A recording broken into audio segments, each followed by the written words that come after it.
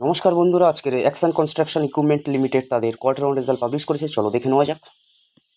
প্রথমে আমরা ফিগারটা চেক করব। এখানে সমস্ত ফিগার ল্যাক্সে আছে, এটাকে আমরা কোটিতে কনভার্ট করে বলবো। এরপরে আমরা সিকোয়েন্স চেক করব। 30শে জুন 2025, 30শে June 2026, okay, year on year. 31শে মার্চ 2026, 30শে June 2026, okay, quarter on quarter. এবার আমরা কোম্পানির রেভিনিউটা চেক করে নেব। আগের বছরে ছিল 652 কোটি, এবছর সেটা বেরো হয়েছে 785 কোটি।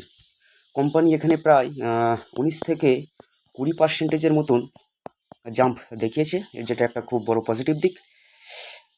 আগের কোয়ার্টারে ছিল 1029 কোটি এবং এই কোয়ার্টারে সেটা হয়েছে 785 কোটি, কিন্তু কোম্পানি এখানে -24%-এর আশপাশে ডাউনফল দেখিয়েছে কোয়ার্টার অ্যান্ড কোয়ার্টার। ঠিক আছে, এবার আমরা কোম্পানির এক্সপেন্সটা দেখে নেব।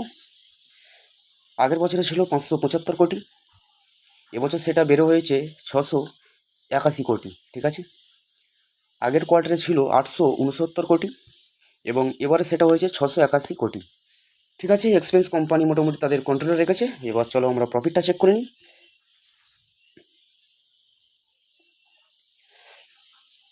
আগের বছরে ছিল 97 কোটি, এবার সেটা হয়েছে 119 কোটি।